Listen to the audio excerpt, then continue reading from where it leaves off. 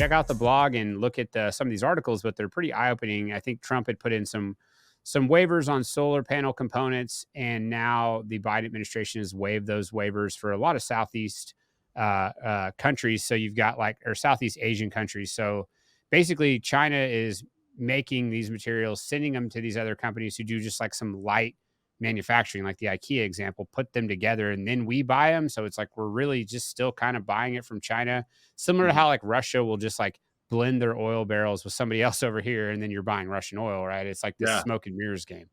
Yeah, when the tariffs were put in place by the Trump administration, China, of course, pivoted and they moved a lot of their solar production to 4 different countries. And we lay them out: Vietnam, Thailand, Malaysia, Indonesia, I believe, are the 4.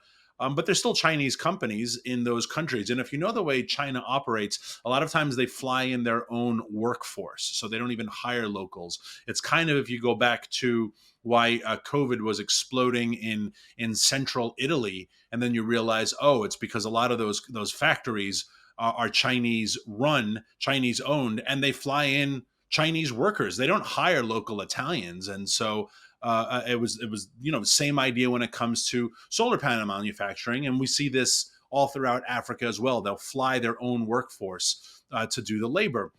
So the Biden administration had the opportunity to extend those tariffs to those countries, because you're really just extending them on China. But no, they didn't get the votes. They didn't get the votes, and the Biden administration, or I believe it passed the Senate. A number of Democrats who are in red states, who are in tight election, John Tester in Montana, Sherrod Brown in Ohio, they've actually voted with the Republicans and said, yes, I support this legislation. But Biden vetoed it, and they didn't have enough vetoes to overrule. And you just want to scratch your head and say, why?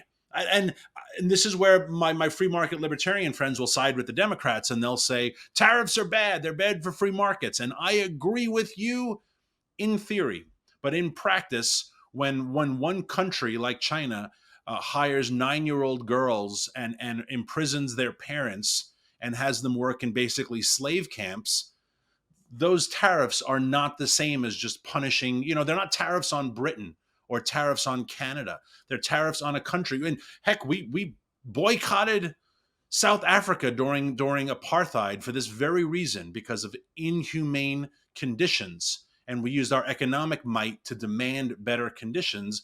But yet when it comes to China, we just give them a free pass. And we're just like, it's fine. Hire a bunch of children and Uyghur slave minorities. It's all good. We don't care as long as we're making money. So yeah, it was disappointing to see those tariffs not be continued. I don't consider China a fair trading partner. I would never go to China because I know they'd have me arrested. We speak very honestly about our vehement opposition to the threat of the communist government. I feel bad for the Chinese people. They're prisoners. But China is not a good actor, and we have to stop treating them as such.